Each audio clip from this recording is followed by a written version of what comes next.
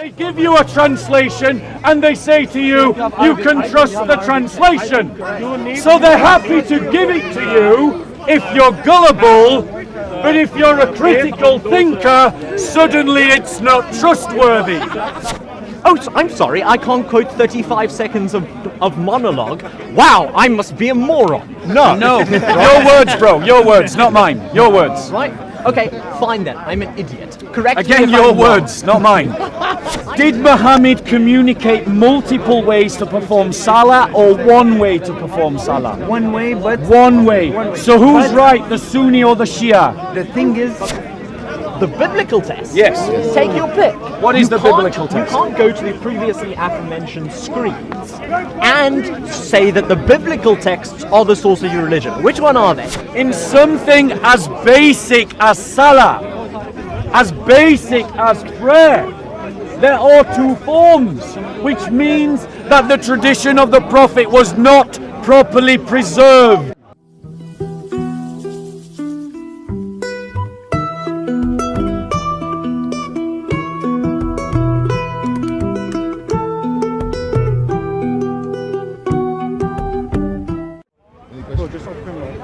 Nice speech.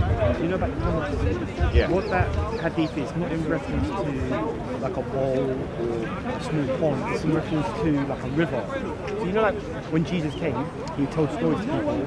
They didn't understand it. So it's a parable, and he has to tell. Okay, that's a bad example. I'm not gonna say it wasn't a parable what he said, obviously, but it weren't in reference to like obviously a bowl. He's not gonna say there's a bowl and the camel just pissed in it. It's drinkable still, because that wouldn't be contaminated. He meant they're talking about a river and not a pond. You know, like a little small pond, it's not even that. Because if you've got a river flowing, and I was there peeing in it, okay, if you're next to me, then obviously you're going to get that backflow. But if you're on the other side, it's not contaminated, that's still clean water to drink, you know what I mean? So that's what he meant. That's what I want to say. reply? Because You've mixed up two hadiths there.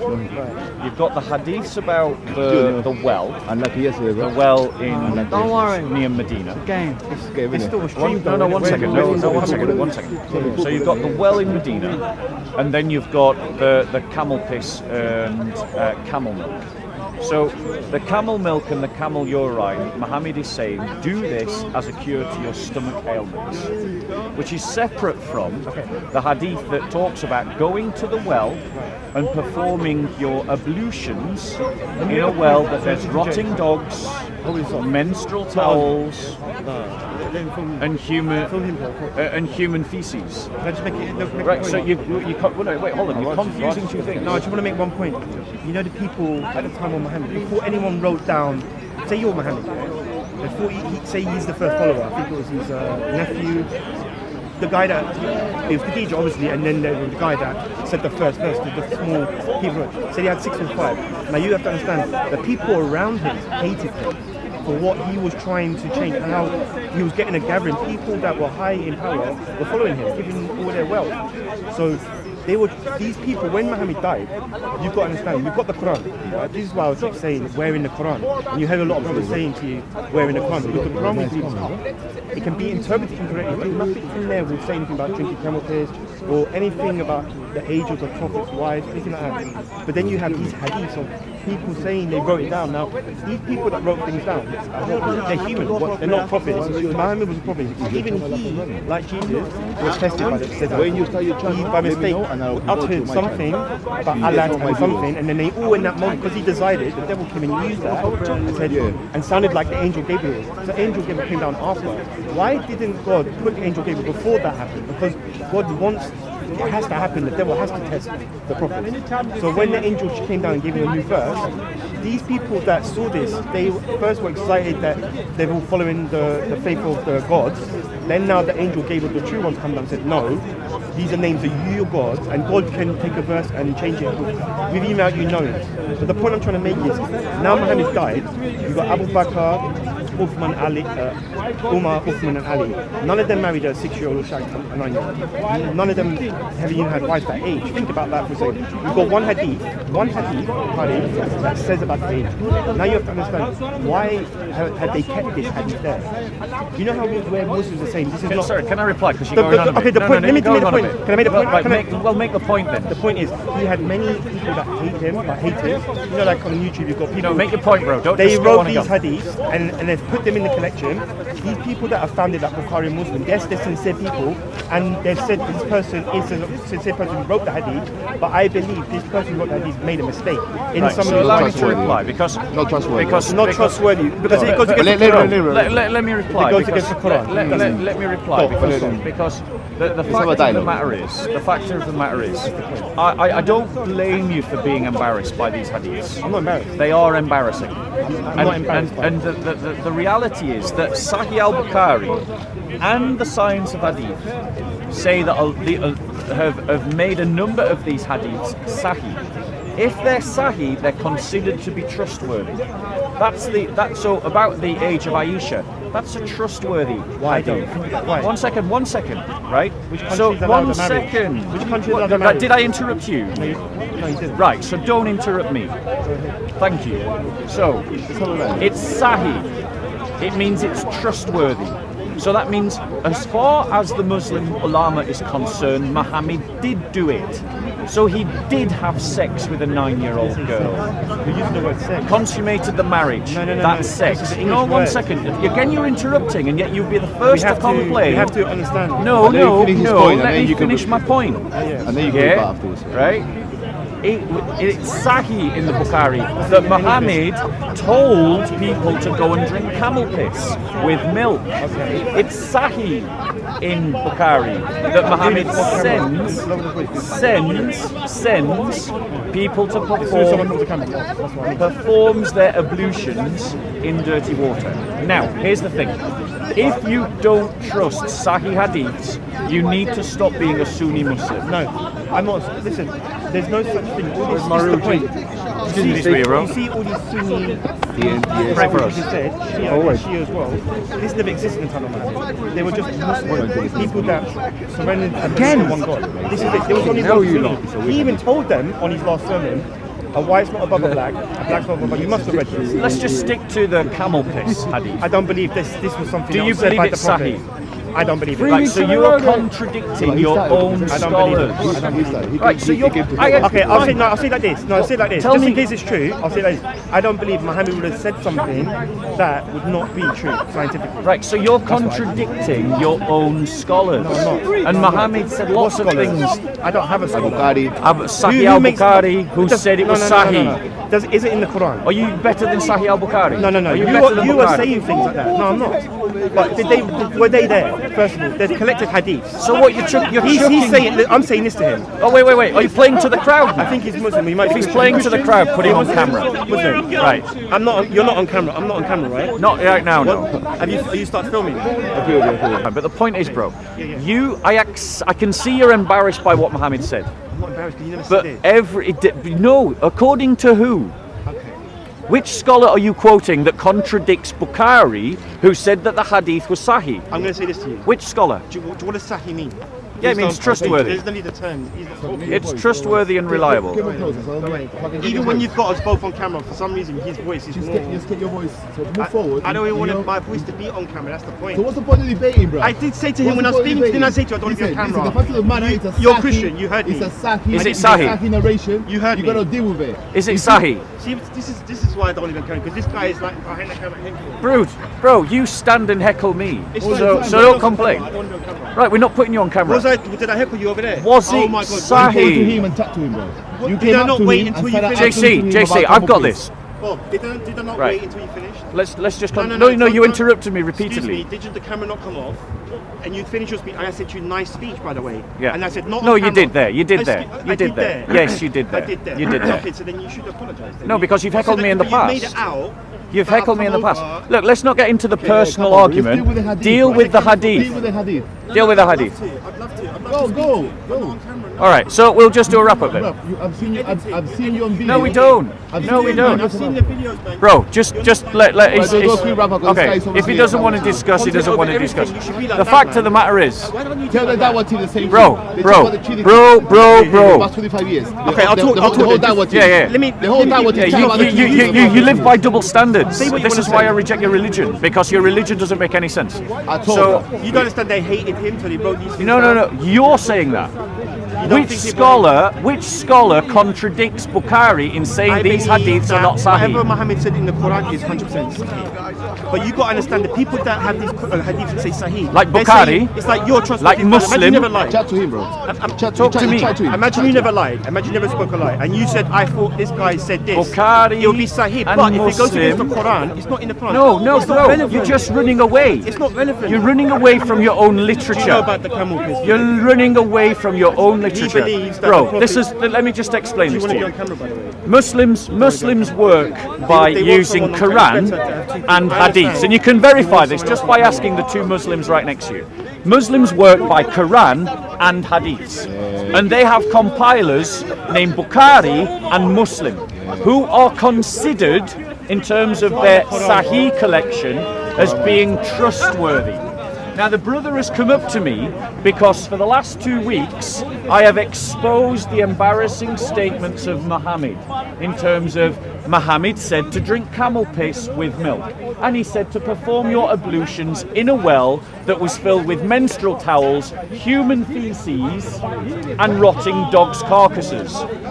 That's what Muhammad said. Now, I know it's embarrassing. I know it's embarrassing. and Muslims are embarrassed by that statement. And so what he's now come to me and done, he said, no, these aren't Muhammad's words. But which scholar agrees with that when Bukhari and Muslim were trusted by the Muslim community to compile the trustworthy hadiths? So on the one hand, I have this authority, Bukhari, that is trusted by over 1 billion Muslims, and then I have one Muslim in the park who has come up to me and said, no, it's not trustworthy. And the reason why he said, no, it's not trustworthy is because he knows it's a load of rubbish and he doesn't want to believe that his prophet can talk rubbish.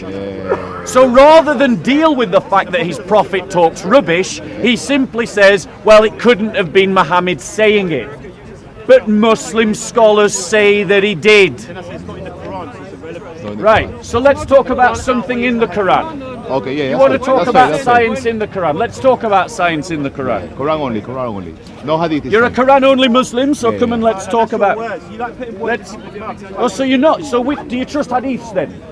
What did I say to you before? Which collection, bro? Which collections have hadiths do you trust? People that hated him. Which collections do you I trust? don't want to be on camera. Which collections of hadiths do you trust? You see, he doesn't want to answer, but I'll answer for him. Because Sunni Muslims trust Muslim and Bukhari.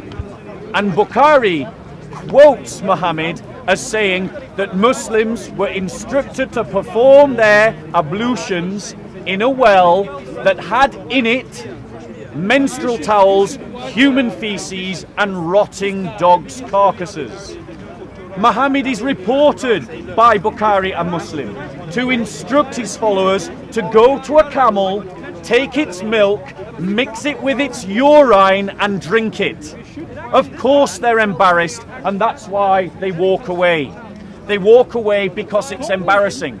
And he comes to me and says, well, that's not Muhammad's words. It's not Muhammad's words. He doesn't believe it's Muhammad's words because he doesn't want to believe that his prophet was speaking rubbish. And he was. But then he says, well, I only believe what the Quran says. So let's look at something that the Quran says. So I'm a Christian. Muslims in the park go round targeting Christians and attacking our faith week in and week out. Why, as Christians, can we not do the same and challenge them on their own book? And what I notice is that they find people who are not trained in apologetics, tourists, innocent Christians who don't study these kinds of things, and then hammer them with complicated and nuanced arguments. But when Christians who've taken the time to study their books come to them and challenge them on what their book says, they always run away. So, He said he believes only in the Qur'an. So let me show you some errors in the Qur'an. Ah, okay, okay. In the Qur'an. Quran only, okay. So, let's have a look at errors in the Qur'an. So, it says in the Qur'an, Yeah. what shape is the earth, bro? Flat. For a scientific question, I don't ask the Holy Spirit, I ask a scientist. So let's just look at it. Everyone knows, and we have known for thousands of years, that the earth is round. Yeah. Round. Round. Now if I came to you and I said, I've got this table, it's like a carpet. Now notice he's heckling me. Notice now he's heckling me. This is exactly what we said he would do. He doesn't want to engage, he just wants to heckle. But Surah 71:19 says this. Now bearing in mind, he says he believes the Quran. So I want to ask him, according to Surah 71:19, and Allah has made the earth for you as a carpet. Now when I say as a carpet, what image comes into your mind? Do you imagine a round ball? No, you don't. You imagine a rug laid flat on the ground. That's what you imagine. So when Muhammad said, I have made the earth for you like a carpet, he's wrong. The Quran is scientifically wrong. And yet Muslims will challenge Christians about our Bible and yet won't answer questions about their Quran. And it doesn't just say this once, it repeats it again and again and again.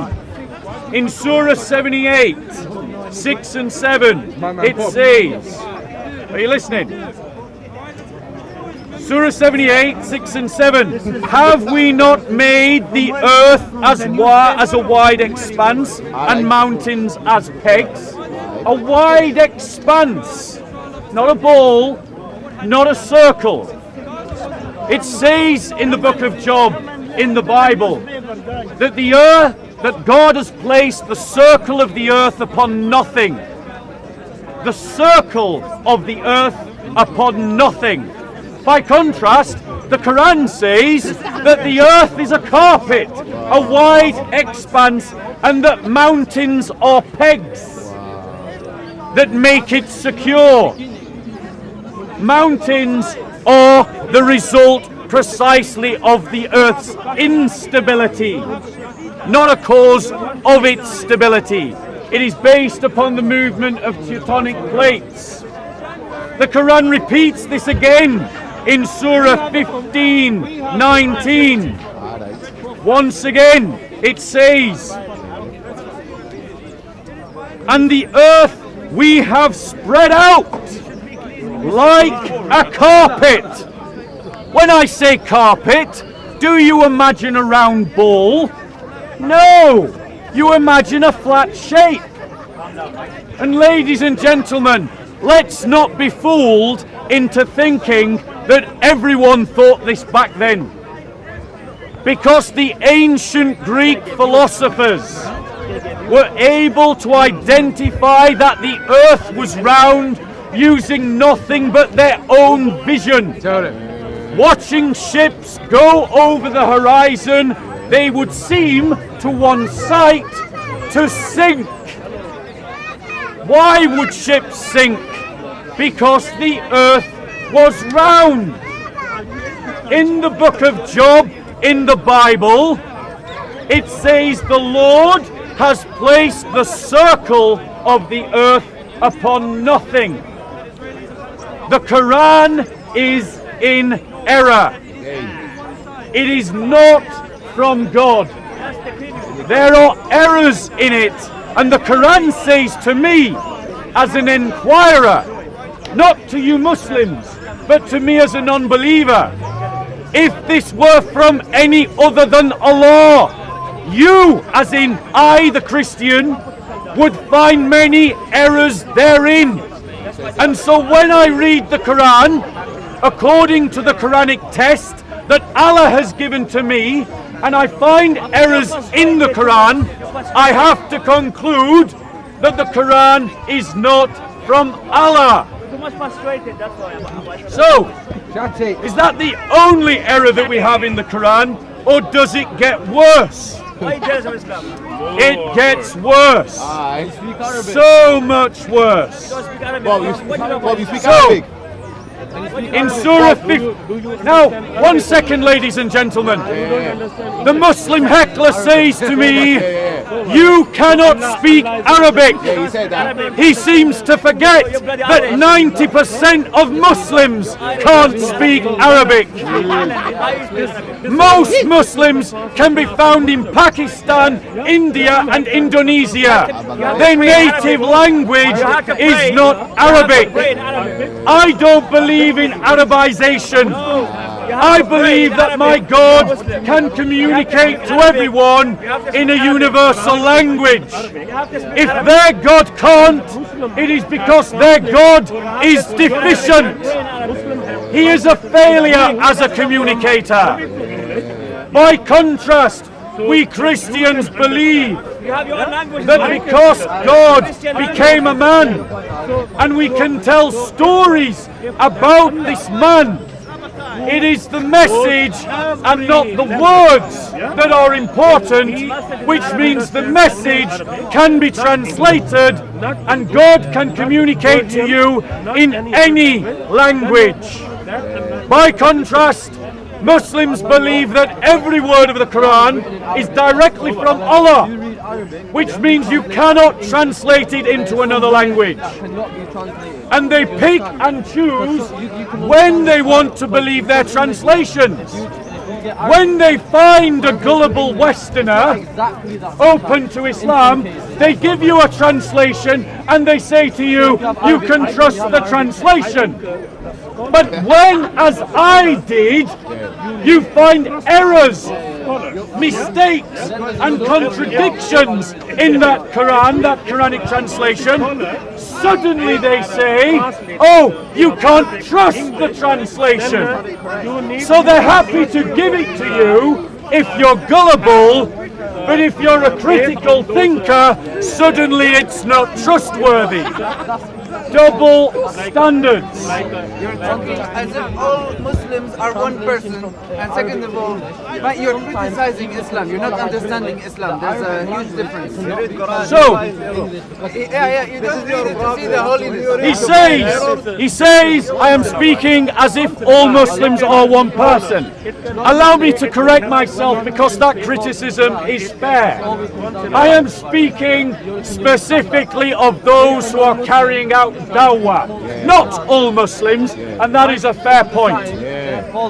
But then he says, I'm reading the Quran to find errors, not its holiness. I do not find holiness in a book that teaches that I as a Christian should be made into a second-class citizen. I as a Christian do not find holiness in a book that says women can be held as captives that your right hands possess and that you can have sex with. That's what the Quran says. I don't find holiness in a book that says you can marry pre-pubescent children.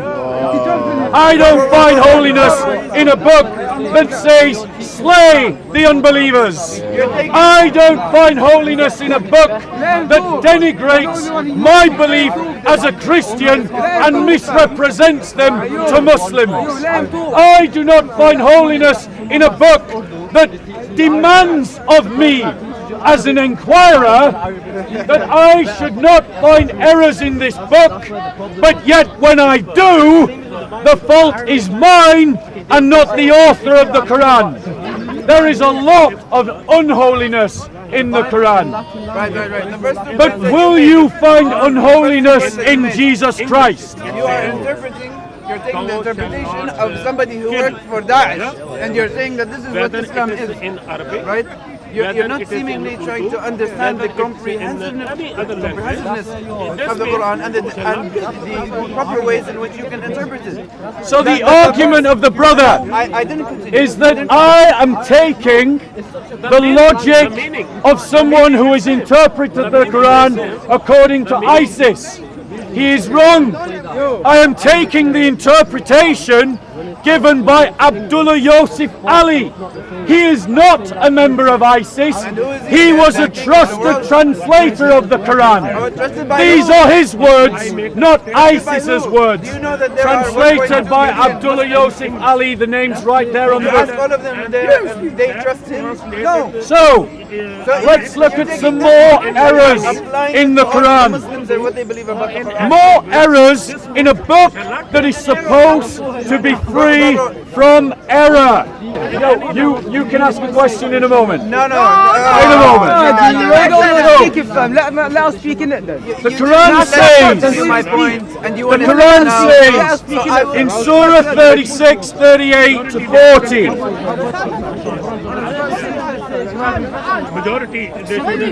I'll make this point, then you can ask a question. The Quran says in Surah 36,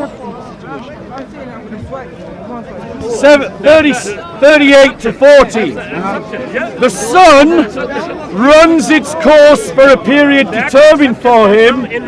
That is the decree of him, the exalted in might, the all-knowing.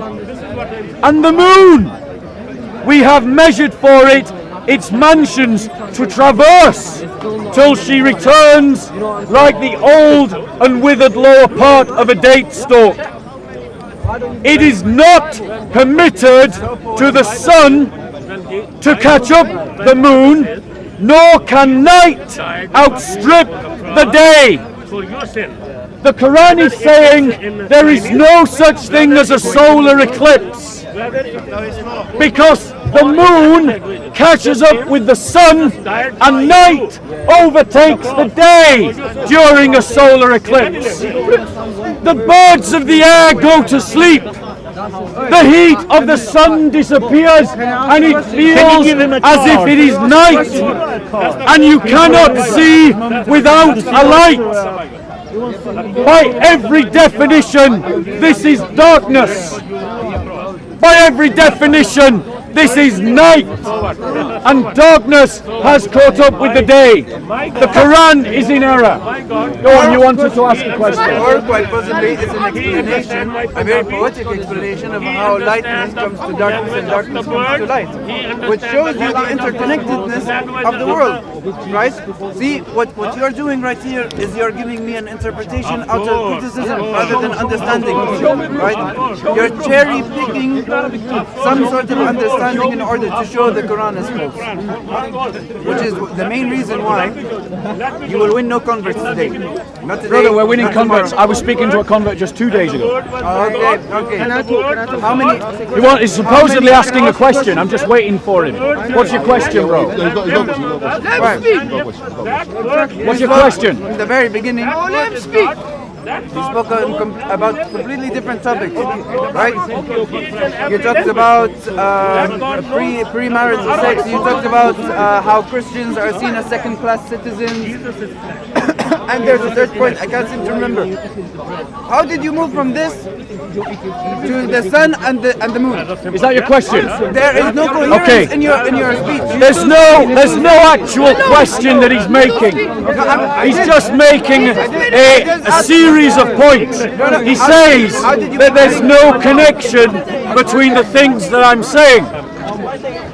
What he seems to forget is that the reason why I talked about the unholiness of the Quran is because I started by talking about the errors in the Quran and the fact that Allah says there should be no such errors in the Quran. It challenges me to find them, and I do. Now, if I find errors in the Quran, according to the Quran, it's not from Allah. And then he says, oh, you're reading the Quran to find errors not its holiness. And that is why I talked about the fact that the Quran says, marry prepubescent children, have sex with your female captives. Where? I'll show you. Show me. I will. I will show you I that will your show you. interpretation is taken I will from show you. somebody who was I will show you. Unfortunately for him, Nothing to spread peace and love in this world. unfortunately for him, we have a better example in our Lord Jesus Christ. A man who at a time when slavery was normal did not have slaves. Don't touch my lad. I'm just talking in it. Bro, who you been aggressive with? I'm being aggressive. He's been aggressive with me. Are you going to clap me? So the Muslim's threatening to punch me. He's threatening to punch me. He's just done it. He's just done it. So, this Quran. What's wrong with this Quran? There's nothing wrong with it. There's nothing wrong with it. You're reading it to see. No, bro. You're wrong. You need to do some more reading. We need to do some more reading. We need to do some more reading. He's not letting us talk. He's just talking. He's just running his mouth. Answering questions. Yeah. He's answering questions. These are you guys asking questions. Yeah? He's not letting us talk. You guys can't tell him to shut up because he's framing his view. You guys can come. Someone, Bro, I'm not there. on the ground and it works. Hey, guys. If you're asking, Bro, lecture him. He was the one throwing out the threats, not me. That's precisely the point. I'm sharing a point. Sir, lecture him, not me. He turned away and walked away. Poor So, guy, he just wants the world to hear him. oh, he just wants the world to hear him threaten me. Do you see how it doesn't matter what Muslims do in the corner, Muslims will always defend them. Brother, if someone comes Now and you're coming up with this generalized claim about how Muslims act. When you no, meant it's on film. He threatened me. Wait, You're defending him. You're doing it. You're doing Did it. you threaten him? I didn't even threaten. I told you let us talk. Okay, so now you're So, lying. You're going against the It's word. on camera. Go and check it out. Go and check it out. So, do you believe that the sun sets in a puddle of mud? I have nothing idea about Quran. I'm not. Do you? Do you believe I it? just checked. Do you believe Why the do day you was read the Quran? Klaus, why do you read the Quran? Why do I read the Quran? Well, firstly, this isn't the Quran, it's a translation of the Quran. I can't read the Quran's in Arabic. That's where you're. So it's not a message. Yes, I agree. It is a problem. It's a problem that your God can't communicate to humanity, and he has elevated the Arabs above everyone else. So that we all now have to go to the Arabs, apparently, to hear what God is saying. My religion is better than yours because my religion teaches that God can speak in all languages. God can communicate in all languages. does it? I have. I agree, and they don't speak Arabic. So why do Muslims keep telling us that we need to read Arabic? Pray in Arabic, mate. I'd merely like to If you can accept Islam without reading Arabic, why can you not criticize it? If you feel that your points are strong enough to be publicly aired, I will. Do you know I will. What, sorry? Do you have any church for sale? Do you know that there's churches in Mecca?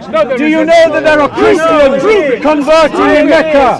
Do you know that Christians, they are Christians inside Saudi Arabia? It angers them to hear that fact. Underground churches. They deny it. There are underground churches inside Saudi Arabia, and they are not free as the Muslims are free in this country. They are persecuted in Saudi Arabia. They are oppressed in Saudi Arabia. We don't need to take lectures. I don't think so. So, do you want to ask a question? I want to make a point Okay, make a point. Make a point. Take, for example, when Christians used to rule government in the medieval ages or in the dark ages, right? If anybody wanted, if Jews wanted to open a synagogue, if Muslims wanted to open a mosque, they would be persecuted, they would be killed. During the times of the Prophet invited Christians to pray in his mosque, and he let the Jews conduct their own affairs. Right? Where is this tolerance in Christianity? There is no tolerance. So, his point was... You, in that book, in your book, no, wait. In your book, Is that your it point? says that any religion that doesn't see Jesus Christ as God, as the Lord and Savior, that is a religion of the Antichrist, which means Muslims, Jews, Hindus, Sikhs are all part of the religion of the Antichrist, right? So you're telling me the Quran is spreading hatred when your book shows us to be the antithesis of good, to be the embodiment of evil. Well, it's not your point. So, right, here's why you're wrong, bro. Here's why you're wrong. Tell me why I'm wrong. Firstly, Muhammad, before he died, had all Jews and Christians excluded from Saudi Arabia. Nope. Before he died. That's in your hadith. They've been there That is your hadith. The Christians of Najaf were suppressed. When Muslims invaded Christian lands, you suppressed Christians and turned them into second-class citizens. Would you like 5 Now you said to me, where in the Quran does it say you can have sex with a female captive? I'm going to show you. Let's our point right now. I'm going to show you. And then we can go there. No, you don't own this conversation. I am. I'm part of this Surah conversation. 4, 24, also prohibited are women. This is talking about women you can have sex with. Okay. Also prohibited are women already married, except those whom your right hands possess. Okay. This is talking about women that were captured in war. Okay. That is talking about having sex with slaves. You said show me where. I have shown you where. Okay. Now answer me this. Do you believe that you can capture women in war and then have sex with them? Okay. See, the thing is, what you're putting forward right now is the interpretation of this one guy. Okay. There are many other interpretations that show that what your right hand possesses is not actually slaves in war. Right? It says it right here. It says it right here, but this is not the Quran. This is a translation. So and again. Whenever we find information that is embarrassing to Muslims, they want to disown it. No, that's not imagine. That's what you're doing. It wasn't a Muslim it was a Muslim that translated this. So what? This is not a Christian translation. It's a Muslim translation. Bro, a Christian went up to Jews in a synagogue and killed them all. Is he a proper representation of Christianity? You can't say that this is an adequate representation. It's not up to you. Just because has a label of a Muslim. You said a lot of people have different purposes. You said it's about interpretation. Okay. Right. I don't know if you're a Sunni or a Shia. You're a Shia. Right. So I'm going to use an argument that won't work with it. Because you don't accept Sahih al-Bukhari, do you? No, all of his hadiths. No. Do you accept this one? Narrated by Abu Sa'id al-Khudri. That while he was sitting with Allah's apostle, he said, "Oh, Allah's apostle, we get female captives as our share of booty, and we are interested in their prices. What is your opinion about coitus interruptus?" Do you know what coitus interruptus is?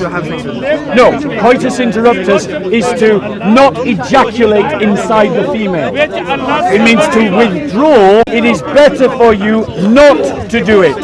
No soul which Allah has destined to exist will surely come into existence. Sahih al-Bukhari 3:34-422. What's your understanding of this? Just before I continue. So, Muhammad and the war party have captured female slaves. So they've captured women, they've made them slaves, and now they're having sex with them. Yeah, and some of them are not ejaculating inside the females because they don't want to make them pregnant because they fear that will lower the price. So their whole understanding about what to do with these women is based upon how much they will be worth in the market. How much can we sell them for? Bearing in mind that these women have just seen their fathers, their brothers, their uncles and their sons killed in war. Are we not supposed to understand this as rape? Do you honestly think that these women voluntarily had sex with the people that killed their families? But Muhammad is saying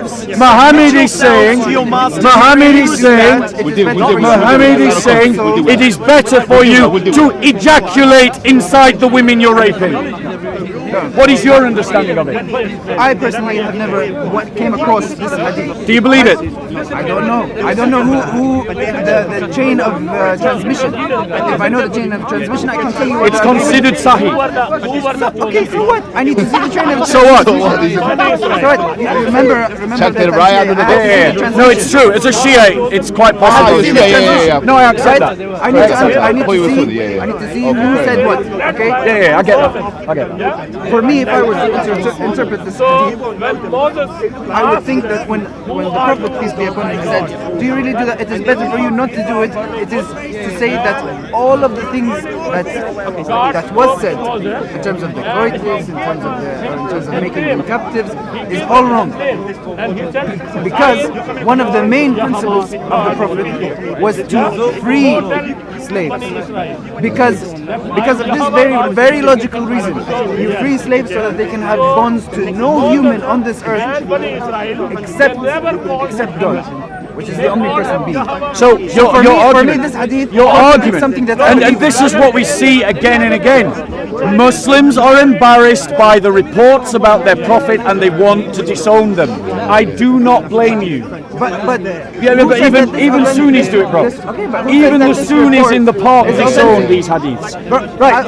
It's called Sahih for a reason. It's called Sahih. I know as a Shia you don't. Just out of interest, for the camera, just changing this topic ever so slightly. There are a lot of hadiths that As a Shia, why do you reject Sunni hadith? I don't necessarily reject all of the Sunni. Why do you reject some of them? Because some of them have a chain of transmission wherein the people who have been transmitting the hadith is a very long line of people, right? And sometimes the people within the line of transmission are people that I don't necessarily trust. Okay, so what you're essentially saying as a Shia is that you do not trust all the people that the Sunnis trust. That's not. I'm not mischaracterizing, am I? We cannot generalize. No. I'm just trying to encapsulate your position. Because at the same time, am I understanding it right? You're saying that I can't trust all the Sunni hadith because I don't trust all the same people that the Sunnis trust. It's not only that. So it is that. It's not only that. What else is it? Okay, if I tell you something and I ask you to tell this guy something and ask this guy something and then tell that guy something, by the time what I say goes to that guy over there with blue eyes, it would have been completely changed. Whether you had the intent to change whatever I said or not. So there is this possibility of flaw. So now let me ask you this question. As a Christian, when I hear Sunnis and Shias saying, well, we can't agree about who we trust in the chain of Islam. No, one second, bro. 1 second, I'm talking to him. If I, as an outsider, and I see Sunni and Shia saying, well, I don't agree with your chain of transmissions, and then the Sunni said to the Shia, well, I don't agree with your chain of transmissions, and you're both accusing one another of having untrustworthy chains of transmission, as an outsider, why should I trust any hadith at all when Muslims can't agree who to believe? Okay. But the same principle. I'm talking to him, bro. You don't want to. No, because I'm I talking would to him. forward this point. There are the main fundamental principles that bind Shias and Sunnis together. But I would also like you to see the flip side. With Christianity, you have Orthodox, you have Anglican, you have Protestant, you have Catholic, and the Bible there was an Old Testament and a New Testament, as if the Old Testament was not good enough, so you made a new one. And the problem. Right, 1 second, bro. And plus, the people who wrote the Bible, most of them never even directly met Jesus. Okay, so allow me to reply. Allow me to reply. Bro, are you going to listen to him or do you want to listen to my reply? Religion. Do you want to I'm trying listen? to multitask. Right. Well, you're a man. I accept that you can't multitask. Every other man does. You need to do that. Yeah. So, I'm not a soy boy. Don't worry about it. So, as I was saying, so he essentially has admitted that Sunni and Shia can't agree on hadith. Yeah, he said that. He said that. But rather than deal with the consequences of that reality, he wants to change the subject. He wants to get off the topic as quickly as he can. No. And we see this all the time. Every week. I'm trying to Hold on, 1 second. Hold on, 1 second. Okay, go ahead. All Christians believe in the fundamentals of our faith. To be a Christian, you have to believe in the Nicene Creed. If you don't believe in the Nicene Creed, you are not a Christian. Full stop. And every Christian believes in the Nicene Creed. That is our fundamental doctrine, and the Nicene Creed says nothing about the canon of Scripture at all. At all. It's not a direct equivalence. Now, 1 second. Hadith are fundamental to your religion. They are fundamental. They are fundamental. They are fundamental. They are fundamental. Because, and I'll tell you why. Because they change the character of the 5 pillars. Muslim Shias and Muslim Sunnis do not perform Salat in the same way. They do not understand Salat in the same way. And Sunnis do not consider the Salat that is performed in a way different to their own as being valid. And vice versa. Can I respond by the last point that you made? Right. The way in which we practice our religion. The 5 pillars. Right. Let's stay on the prayer because that was the last point. Yeah, yes, that was let's the stick with the point prayer. you made, right? The prayer. We may pray like this, they may pray like this, but we pray together, right? We can pray together and it's permissible. Second of all, you talked about how Christians all believe in the fundamental principles of Christianity. Right. Explain to me why Protestants and Catholics always used to have wars. Second of all, when it comes to Muslims, we all believe in the 5 pillars. We believe in charity, prayer, and fasting, right? And we have very specific verses regarding the reasons why we should stick together regardless of our differences. Just because we disagree sometimes on the hadiths that are transmitted does not mean that we have more differences than similarities.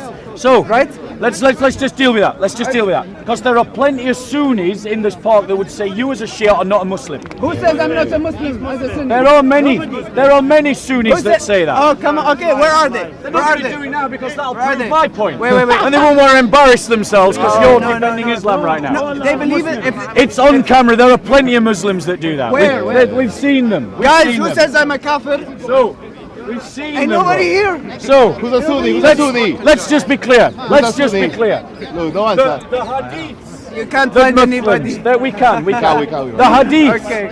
they say that hadiths are not fundamental, Yeah. but they are, because unless you're going to say that the Qur'an stands alone, which no Muslim will, every Muslim says you understand the Qur'an through the hadith.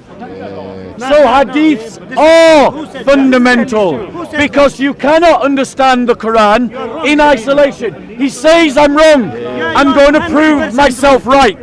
Before you come here, Show me in the Quran how you should pray. You don't know what you are talking about. Show me in the Quran how you should pray. If you can do it just with the Quran and no When you hadith, say Quran, show me. you should be clean. You say Quran, you should be clean. first. No, that's your religion, not my religion. Ah, of course. That's your religion, not Why my you are religion. talking about Muslim if you don't know about You, your religion? I'm going to prove you wrong. You don't know your religion. No, You talk about I'm going to prove you wrong. He just said, I'm asking you now. You said hadith are not fundamental. You said that. He said that. Right, so show me how you perform salat in the Quran. Why you are What are the prostrations? What is the relation Show me. between salat with me and or him? religion? I'm not talking about salat, I'm talking about salat. Okay. Show me in the Quran. Okay. Can you? Show me in the... I'll ask, he's not answering my question. I'll ask you. Okay, you said hadiths are not fundamental. Right, show me how you perform salat using the Quran alone. Can you Show us. عبادة عملية أبا عن جد. I would just like to deconstruct the assumption of your argument. Show me how you swimming in the book. The assumption of your argument is According that to the book, how you if the see Quran is able to show us how to pray, then this makes then hadiths are no longer fundamental, right? And that hadiths, because they show us how to pray, they are fundamental, right? But what you don't understand is religion, the basis of religion, the fundamental principles of religion have to do with our belief, which is something that is within our psychological makeup rather than in our actions. It's in the intent, okay? So by definition, the hadiths are secondary sources and not primary sources, and they are therefore not fundamental, okay? Because the way in which I carry out my salat is not fundamental. What is fundamental is my belief. Do you get what I mean? So what you're saying is you can go into a mosque and you can pray however you like, so long as your intention is good. Not necessarily. Not necessarily. But the intention is a very important I part. agree. In Christianity we have exactly the same. We have similarities. So that is fundamental. My intent to go into the mosque and want to pray to God, not to impress everybody else because of how humble I am, right? That's fundamental. Can you go into the The way in mosque? which I carry out my Can you religion go into the is not mosque and pray fundamental. however you like? It has to be in line with the religion. It has to be in line with the religion. I agree. That's Islamic teaching. Where do you get the form of salat from? The Quran or the Hadith? The Quran teaches orders us to pray. Correct. Do you Salah. This is practical worship. Salah. Practical. Do how you you use teach the us Quran swimming alone or the according Quran to the and book? Hadith? How you teach me To understand and to carry out this, one of the pillars of Islam, this is Salah. Do you use Quran and Hadith or Quran alone? What context are you talking about? I'm just talking about the context of Salah. The hadith is complementary, it's not fundamental. This is what you're not getting. There's a difference. Okay, so without the Hadith, you wouldn't know how to perform Salah. That's correct, right? عبادة عملية. أخذنا أبا عن جد. We as Muslims, يعني I think I know your angle. يتعلم السباحة We من as Muslims. الكتاب ومن السنة. Right. We as Muslims ما wouldn't do it. تتعلم السباحة Would من you agree الكتاب with me then? نهائيا. Because he's saying it's هذا not. عبادة The يعني شيء عملي. Hadiths are fundamental الصلاة شيء to عملي. understand Islam. أبا عن جد أنت عمرنا That's a totally different question. You No, said it's related. now مو you're بالحديث gonna بالكلام. go here, there, and everywhere. But you asked one question, then you asked a Yes. second question, which was Yes. very broad. So that's a bit. And you're Okay, you're just we conflating- can use the That's example. We being can genuine on stick your with the part. example. No, it's completely genuine. No, In it's not, terms because of the if you asked about example of Salah. Yes, You asked exactly. about prayer, but then you said, Is that not one of the it 5 fundamental pillars? to understand the hadith for religion? Is that not one of the 5 pillars? Yeah, it is. And aren't you like? Did Muhammad not convey a single way to pray, or did he convey multiple ways to pray? What do you mean? So, Sunni and Shia, they perform their salah differently. Their form is different. I know that as a fact. You know it as a fact. I don't know if you know it as a fact. I don't understand the crux of the matter. Okay, I promise you. Am I correct in understanding that Shia and There are Sunni different, perform? yes, Right. but that, So, that one doesn't second. constitute a fundamental One second. principle of the One religion. second. 1 second. Go ahead, yes. Did Muhammad communicate multiple ways to perform salah or one way to perform salah? One way, but One way. One way. So who's But- right, the Sunni or the Shia? the thing is, he did not say that there are things called mustahabbat. So there is a way that you can make your prayer the baseline, and then you can the baseline of what is acceptable salat, and then you can conduct salat in a way that makes it even more acceptable. My question to you, right? Hold on. You're not dealing with my question. I am. But No, you're my not letting me question is finish. specific.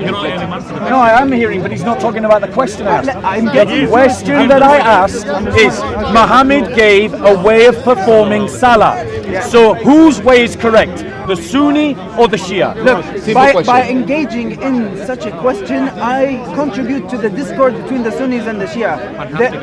Right? Therefore, I should not answer that question because the most important thing. I would. Are you saying you don't know? Is the, no, is the, he didn't say that. It's not that. That's not the case. It's my opinion on the I'll matter. gladly May answer the differentiate between what I believe and other people believe. Okay? The main intent is that the prayer goes to Allah subhanahu wa ta'ala, to God, right? And if you keep in mind, the fundamental principles of our religion always talks about the intention. I get that. And I'm not questioning that. Which basically means I'm not questioning that. the actions are based on I'm not questioning that. I get Okay, that. We that's have exactly the same principle in Christian faith. Yes. So I wouldn't criticize you for something that we have ourselves. So that's fundamental. Right, hold on, but here's the thing. The No, way no, in no, which no. we carry out the No, prayers you're is still fundamental. right. You've basically said I don't want to answer the question. No, he didn't say that. Yes, that is exactly what he said. No, what he said, if you were listening, is that if I answer this question, I will add to the discord between Sunnis and Shia. So I will not answer that question. I did not is say what that he word. said. I didn't say that. By engaging in such a question, I contribute to the discord between the Sunnis and the Shia. I never said that. I do not. The people can decide at home. Here's why it matters. Leave your ignorance. Here's and- why and it matters. Embrace Here's the why it matters. Let me explain why it matters. Here's Even why it when you have a matters. camera, you lie. Because Muslims go around saying we have this wonderful religion called Islam that is founded on the Qur'an, and we have this Qur'an interpreted by these hadiths, and we can trust these hadiths because they are reliable, they are sahih, we know their isnad, and we know the people that's in the isnad, and we know what their character is and how trustworthy they are. But yet, in something as basic as salah, as basic as prayer, there are two forms, which means that the tradition of the Prophet was not properly preserved. One of these two groups is wrong, either the Sunni or the Shia. And that throws into question the very reliability of the tradition itself. No, not really, because That's why what it you're making it as if it's a dichotomy between right and wrong, instead of seeing that it's on a spectrum of least correct and most correct. So who's most Right? correct, Sunni or Shia? That's a reductionist question. By its very nature, that question. What you're doing, Diversity in the religion. There's a lot of diversity. Yeah, exactly. And you need this to be is aware what about this the is. whole Islamic tradition. There is this jurisprudence, there is this whole tradition. So you must, For example, you should know about for example, this there are whole 7, tradition. 8. So Shias and Sunnis, both are part of Islamic discourse, right? You can't divide, you can't draw binaries between Shias and Sunnis. This whole Sunnis and Islamic Shias draw binaries. That's No, why they're killing no. one You're another in drawing Iraq and binaries. Syria. No, that's not Here's a like question that. They've lived alongside each other for Yeah. so long. That shows that you have no knowledge about politics. Don't you ever say No. that Sunnis and Shias are killing each other So they're because not of some killing one another. fundamental So they're not killing theological one beliefs. another. You have sectarian So the entrepreneurs. so you the have city external in Iraq is intervention not being by the bombed United by States Sunni terrorists. That caused Saudi all of this. Arabia There are is not political bombing factors. and killing There are political millions factors. of Yemeni children. Oi, listen. There are political factors behind why Sunnis may kill Shias and Shias may kill Sunnis, rather than the differences in the theological beliefs. They have lived alongside each other, conscious of these The differences. division for so long. came about through politics. You know that. Through politics. That's what I'm saying. So who are the rightly guided caliphs? Who are the rightly guided? Yes, who are the rightly guided caliphs? What does this have to do with why Sunnis Because and you're Shias are killing saying, each other? oh, they're killing one another for politics, not religion. Oh my But God! the party It's of the Ali, modern day politics. the party of Ali, Sectarianism. which is what the Shia came from, fought the Sunnis precisely because they believed that Ali was meant to succeed Muhammad. Not for those. Am I wrong? And sectarianism, if you look into politics, and take it from a politics student, okay? Sectarianism is a modern day construct that was created by external intervention into they our didn't land. fight. Do you know why? Hey, do you know why Sunnis and Shias have so much differences today in Iraq? Do you want me to give you a history about You have Iraq so many after differences 2003? theologically and in practice Okay, because okay. the tradition of Muhammad was not If preserved. these theological- That's why you have those differences. If those theological differences were there for like thousands of years, how come they only started to kill each other since 2003? They have. You don't know history. You might be a politics student, but you're not a student of religion, and you're not a student of history. If you understand Shia history, and there's Sunni, always a political no. development that causes the death. What that causes happened? These conflicts. One of the okay? biggest festivals as a Shia. What is it? You celebrate the martyrdom of who? And what happened to him? He died fighting an oppressor. Who was the oppressor? Yazid. Was he a Muslim? In There you label. go. In label. There you In go. label. There you go. Hey, In label. hey, Do you can- think the Sunnis agree with you? I don't. They can disagree with me, but this has nothing to do with the present. Okay. Most of Sunni agree with him. Because a lot of Sunnis do agree with me, and the more if I fall into your trap, I'll be falling into the trap of talking so much about history, fighting so much about history that I have no ability to fight for the future with my brothers. Okay, this is what you're trying to do. You're trying to create discord between Sunnis No, and brother. Shias. You're trying to show that there's You this say that, fundamental ancient but what hatred you don't between understand, Sunnis and Shias. I never hear a Muslim like you correct the Dawah team who go around attacking Christians and our beliefs. Never. You've never ever gone around because I'm and omnipresent. challenged- Because I see them all the time. Right? No, I'm talking about ever in all the time that I've been here. I do. In all the time that I've been here. This guy has been In here for a all long the time that I've been here. I've never heard Muslims go up to other Muslims and say, "Why are you attacking the Christian faith? Like, do you know how hard? Why it is are you to tell attacking them- Christian tell them- beliefs?" Do you know how hard it is to tell them to stop? And did when you every try to single do day- that in this conversation? When every single day You did, didn't you? You tried to flip the conversation back onto the Bible, didn't you? to show Did you do that? to show you that the accusations you're throwing at the Quran Significantly are the more same accusations I can throw nuanced at than that. Christianity. That's But we have a different belief to you. reduction. Right, we have a different belief. So but the you same cannot arguments- throw the same argument back. Yeah, we can. No, We you can, because can't. there are- Because there if are our arguments fundamental beliefs are of the different to religion. your fundamental beliefs, If I may ask you a a question. one second. A valid criticism of a belief, for it to be valid, must take full appreciation of the fundamentals of the paradigm that it's critiquing. Therefore, if two worldview systems have different fundamental beliefs, the criticism that you can form has to be different, otherwise it is not a valid criticism. As a Christian, one second, as a Christian, I have fundamentally different beliefs to you. Okay, but Which means you cannot simply take my criticism of your religion and reverse it onto mine, because when you can. do so, the criticism becomes invalid. No, that's You not have to necessarily start true. from the fundamental Because- premises first to Because make the a way criticism. in which Christianity has Here's my carried question out- to you. It's rudimentary. What is your thesis statement? Is your thesis statement that Islam is wrong, or that Christianity is superior to Islam? That you believe that your religion is the religion that should be preferenced? And for a couple of reasons. The first that you outlined was that Sunni and Shiite groups are fundamentally irreconcilably different. Your statement surrounded Salah, right? And you were trying to outline how those two were completely different and couldn't be agreed upon, right? That internal discord meant that coming to some sort of fundamental religious truth could not be achieved via Islam. And the implication, correct me if I'm wrong, from you is that Christianity can lead one to those fundamental truths. Yes or no? Answer to the question, because there was a lot of baggage that came with the question. We need to address some of that baggage. So my fundamental thesis, context. yes, that's fine.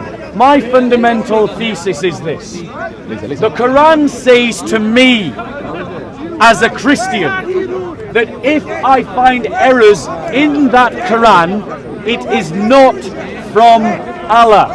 Now, I don't know if you were here at the very beginning of this conversation. Sadly not. But I started this conversation by pointing out rudimentary scientific errors in the Quran. That's what my thesis was about.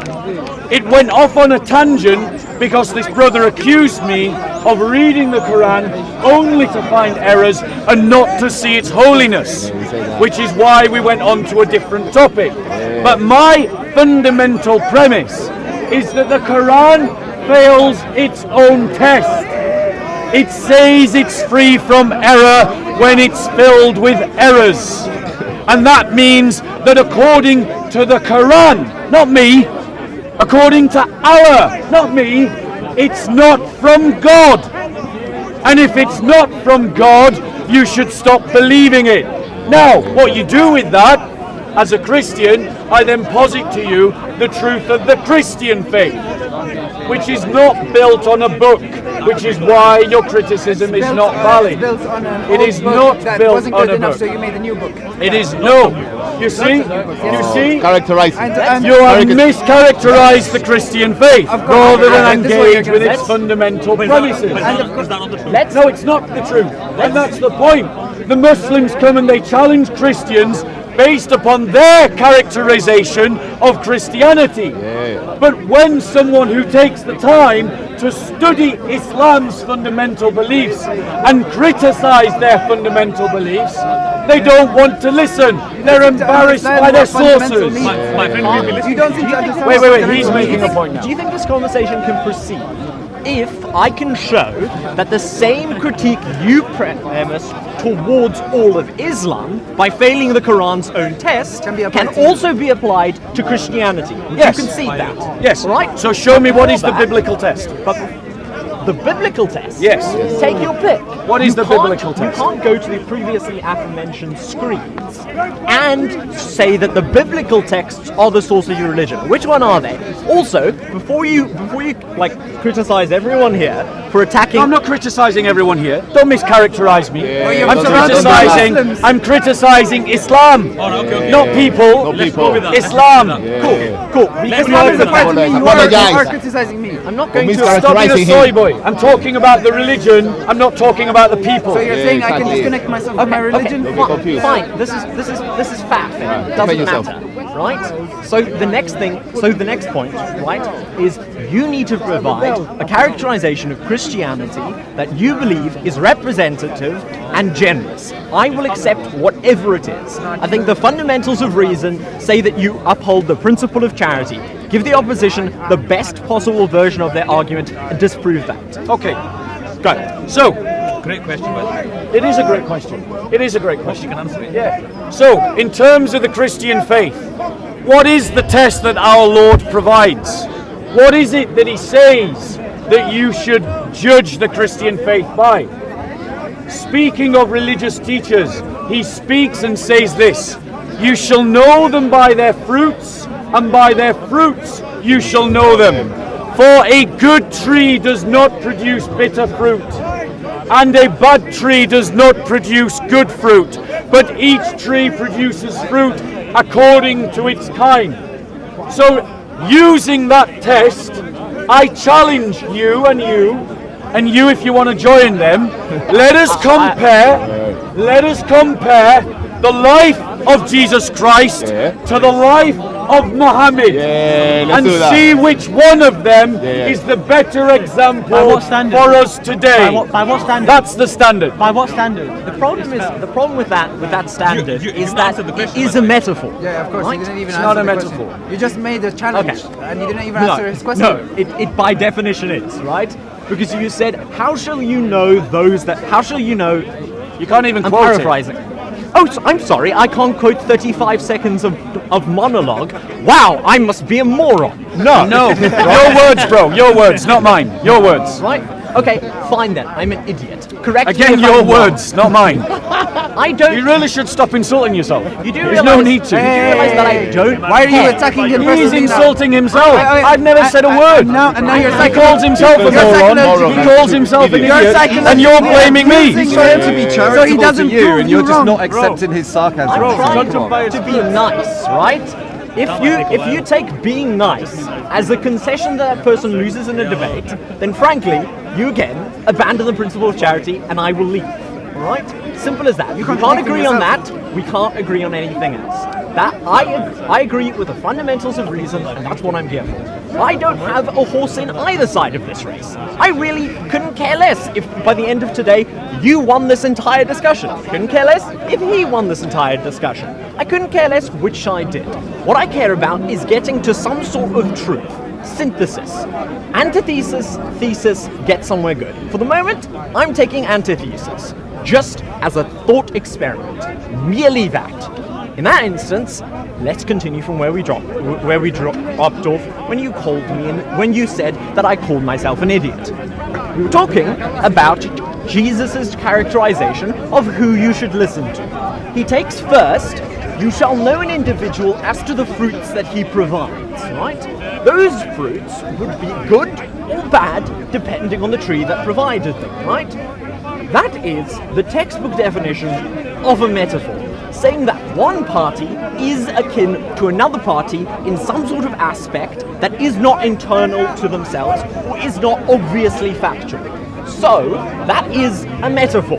That can't be disputed. That's how grammar works. If you want to take that up, take it up with the Queen. I believe it's her English, right?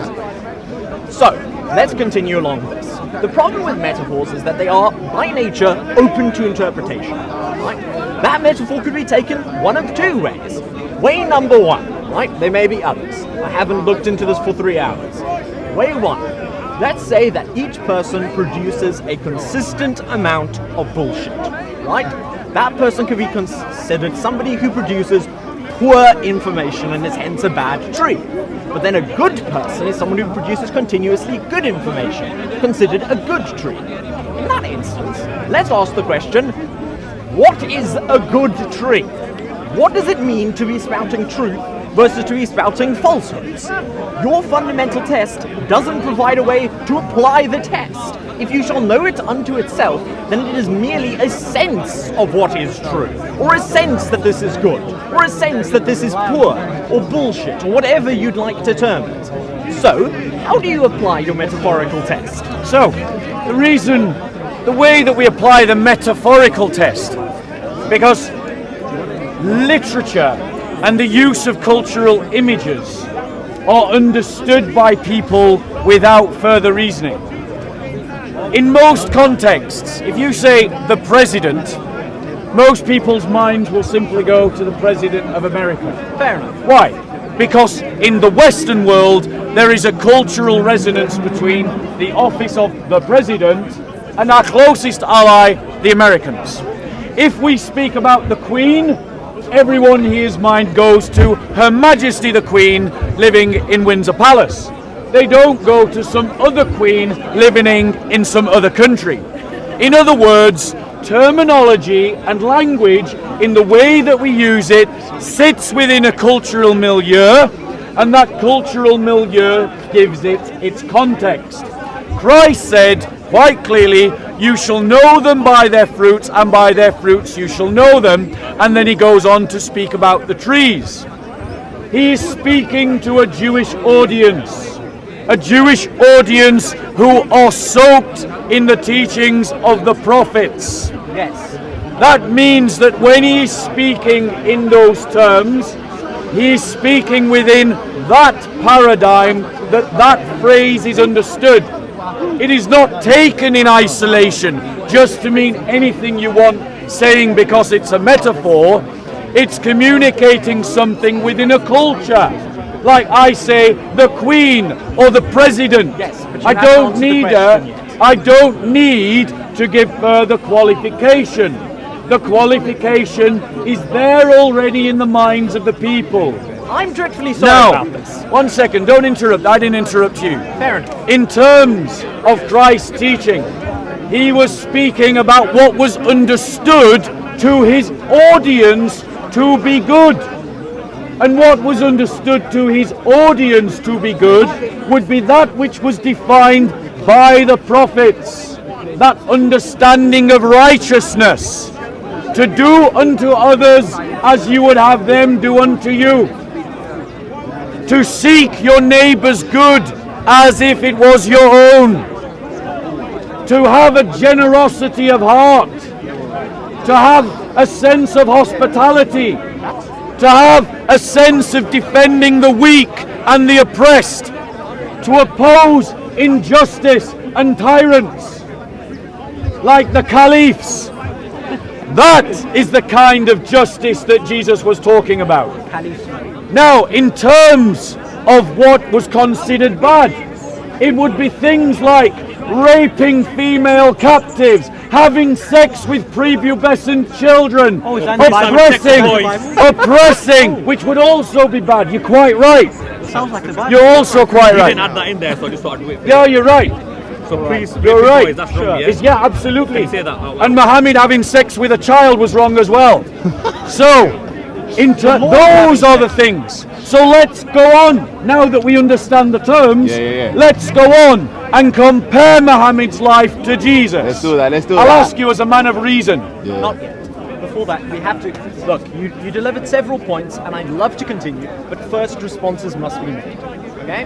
The first thing is that you laid out a series of things. I gotta go in that 10 the minutes, prophets- sorry. Okay, well that's fine. Like most debates take like two 5-minute speeches anyway, so we'll get somewhere. That's good. So, you talked about how the prophets had a very clear set of characteristics. Those that you would see in the Old Testament, which is surprisingly similar to the Jewish scripts, right? They've been changed over time, they've been preserved to the best of their abilities in Hebrew, etc., whereas ours have been translated several times. Now here we have to ask a question. A, do unto others as you would have them do unto you. I've heard it in all 4 of the books of Christ's life, right? But what about all of the passages in the description of what is considered righteous treatment of another? An eye for an eye was considered a standard law of the time. A standard law then upheld by the scriptures and by the Bible. I cannot recall the exact prophet who stated it, but I know that every prophet has a dedicated book. Consequently, it stands to reason that if they argued, but do unto others as they would do unto you, they could not concurrently agree with give an eye for an eye as any attack. That is not something I would like to do unto myself, nor would any reasoning person want that to do unto themselves. Obviously, then, the prophets, as you describe them, are internally contradictory. So, how do we tell a good apple from a bad apple? Or, let's go on to another one. Give me another example of one of the things that you consider standard for the day. Okay, so, allow me to reply to the number of points that he's made. Firstly, I just need to correct him factually. The discourse on the Sermon of the Mount, where it says, do unto others as you do unto you, it does not appear in all 4 Gospels. It appears in the Synoptic Gospels, which is 3. Secondly, he said that all the prophets have a book dedicated to them. That is incorrect also. Moses has 5 books, and it is in the books of Moses that it talks about an eye for an eye and a tooth for a tooth. In those books it also says, do unto others as you would have done unto you. Love your neighbour as you love yourself. The standard of goodness that is taught in the Christian faith is that good which you desire for yourself. You aspire for your neighbour. That is Christ's teaching. No, 1 second, I didn't interrupt you. Now, it does not take any great wit or genius for us to understand what is in our own best interests.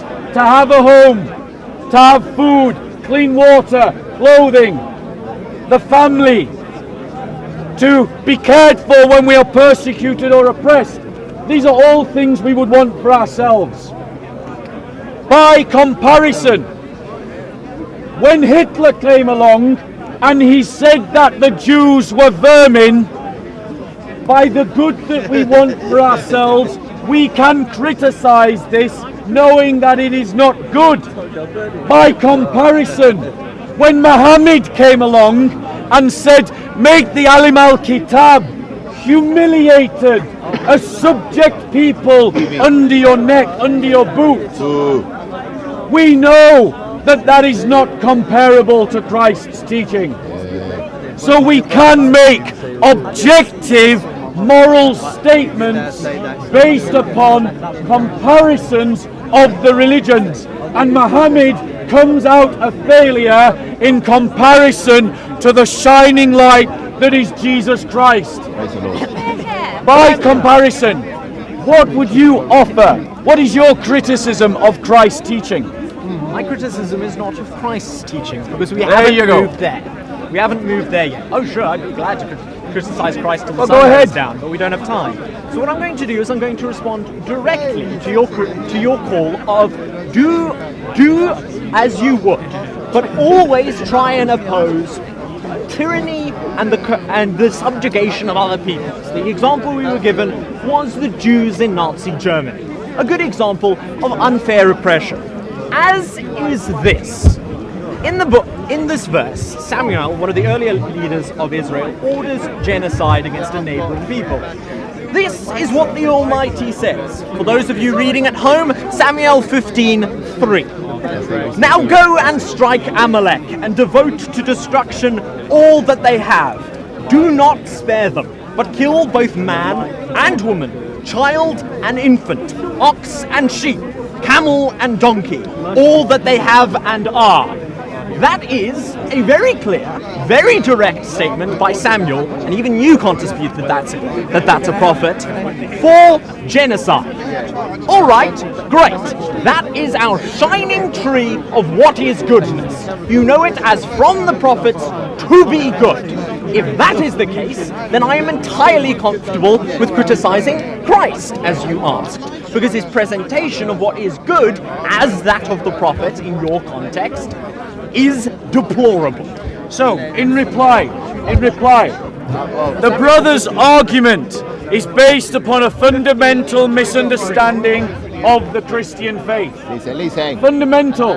And this is the problem we see again and again and again in the park. Because despite Mansour and Shamsi's claim that Muslims learn every day, they come to the park asking the same questions every day, and have done for the last 20 years. Why are you changing the subject? I'm going, don't interrupt, bro. So, in terms of this specific criticism, it is based upon a misunderstanding of our faith. Christ, in the statement where he says, do unto others as you should have them do unto you, is in the Sermon of the Mount when he takes the Mosaic law, an eye for an eye, a tooth for a tooth. He takes that restraint given in the Mosaic law and he takes it deeper. So he says that when someone strikes you on your right cheek, turn to him your left. Do not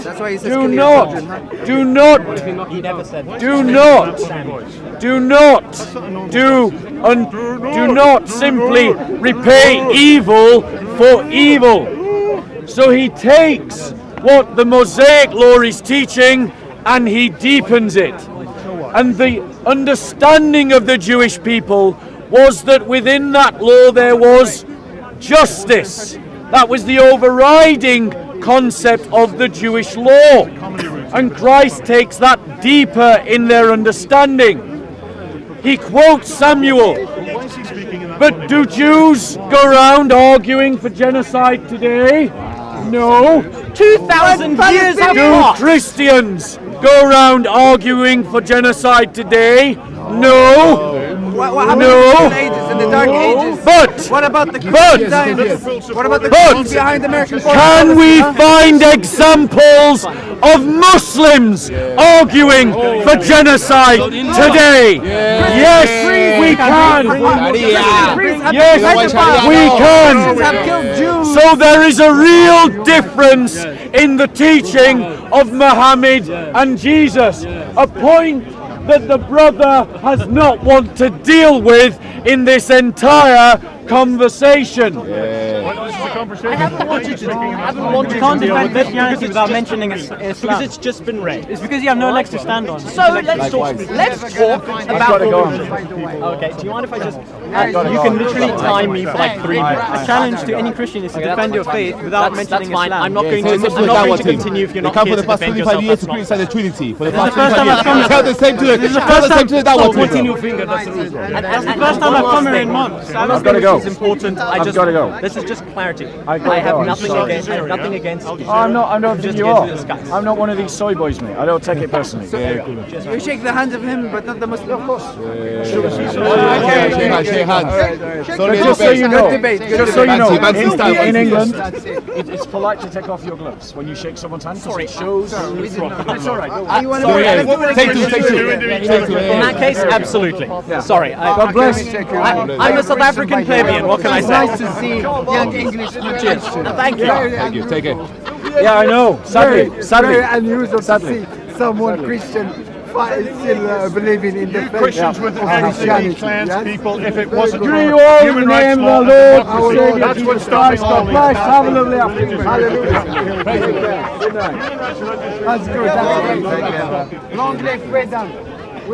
I love arguing. Yeah, I just love arguing with people, and I think that trying to find something valid. You edit that bit at the Yeah. beginning, yeah? Yeah, I play you first this time. No, because what he had after Yeah. was So I play first. So what we see is that oh, thank you, Good sister. fruit from the good tree. Sister. So what we see and what we have seen is again and again and again, Muslims are embarrassed by their own sources and want to distance themselves from them. And I would say to those Muslims, if you find your sources embarrassing, perhaps that is telling you something about your religion that you need to think about. Because if you can't follow the example of your prophet, then perhaps you need a better prophet. You will not find any Christian in this park who is embarrassed by the teachings of Jesus or his actions. Full stop. If you can't say the same about Muhammad, perhaps you need to think again about which religion you're following. As to the guy with reason, there was a lot to say. He actually is very eloquent, a bit waffly at times, but still eloquent. In terms of the objective realities, we know within our heart, because it is natural law, what is the best interest of ourselves. It doesn't take anything but reflection to understand that. And so it is not needed to inquire, but to simply discover that which is within, in terms of understanding that good that you want for yourself. But Christ compels you to aspire for that good to your neighbor. By comparison, Muhammad does not.